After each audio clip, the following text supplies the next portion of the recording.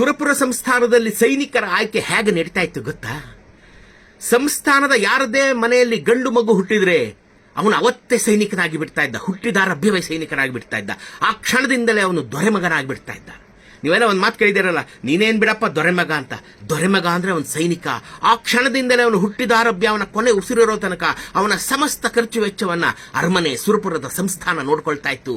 ಹಾಲು, ಮೊಸರು, ಬೆಣ್ಣೆ, ತುಪ್ಪ, ಚಿಕನ್ನು, ಮಟನ್ನು, ಫಿಶು, ಏನೇನು ಪೌಷ್ಟಿಕಾಂಶ ಬೇಕು ಮನುಷ್ಯನ ದೇಹಕ್ಕೆ ಎಲ್ಲವನ್ನ ಅರಮನೆಯಿಂದಲೇ ಕೊಡಲಾಗ್ತಾ ಇತ್ತು. ಅವನಿಗೆ ಅಕ್ಷರಶಃ ದೊರೆಮಗನಾಗಿ ಬೆಳೀತಾ ಇದ್ದ. ಅವನು ಬೆಳೀತಾ ಬೆಳೀತಾ ದಷ್ಟಪುಷ್ಟವಾಗಿ ಧೈರ್ಯವನ್ನ, ಶೌರ್ಯವನ್ನ, ಖಂಡ ಮಾಂಸಗಳನ್ನ ತುಂಬಿಕೊಂಡು ಅತ್ಯಂತ ಶಕ್ತಿಶಾಲಿಯಾಗಿ ಯುದ್ಧ ತಂತ್ರಗಳನ್ನೆಲ್ಲ ಕಲಿತುಕೊಂಡು ಸೈನ್ಯಕ್ಕೆ ಸೇರ್ಬಿಡ್ತಾ ಇದ್ದ.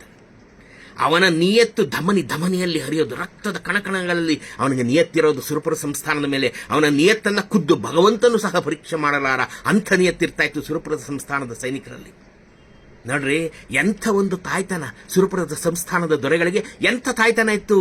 ಸೈನಿಕರನ್ನ ಹುಟ್ಟಿದಾರಭ್ಯ ಕೊನೆ ಉಸಿರಿರೋವರೆಗೂ ಅವರ ಸುರಪುರ ಸಂಸ್ಥಾನದ ಅರಸರು ನೋಡ್ಕೊಂಡಿದ್ದಾರ್ರಿ. ದೇಶದ ಅತಿ ಅಪರೂಪದ ಸಂಸ್ಥಾನ ಸುರಪುರ ಸಂಸ್ಥಾನ. ಇಷ್ಟ ಆಯ್ತಲ್ಲ, ಸೈನಿಕರೇನೋ ಚಿಕ್ಕನ್ನಿಂದ ತಿಂದು ಉಂಡು ಬೆಳೆದ್ರು ಸಂಸ್ಥಾನಕ್ಕೆ ನಿಯತ್ತಾಗಿದ್ರು. ಆದ್ರೆ ಅವರು ಮದುವೆ ಆಗಿ ಬರ್ತಾ ಇದ್ರಲ್ಲ, ಅವರ ನಿಯತ್ತು ಎಂತದ್ದು ಗೊತ್ತೇನ್ರಿ? ಬೆಂಕಿ ಅಂತ ನಿಯತ್ತು. ಒಂದು ಹಾರ್ಟ್ ಟಚಿಂಗ್ ಸ್ಟೋರಿ ಇದೆ ರೀ, ನಾಳೆ ಹೇಳ್ತೀನಿ.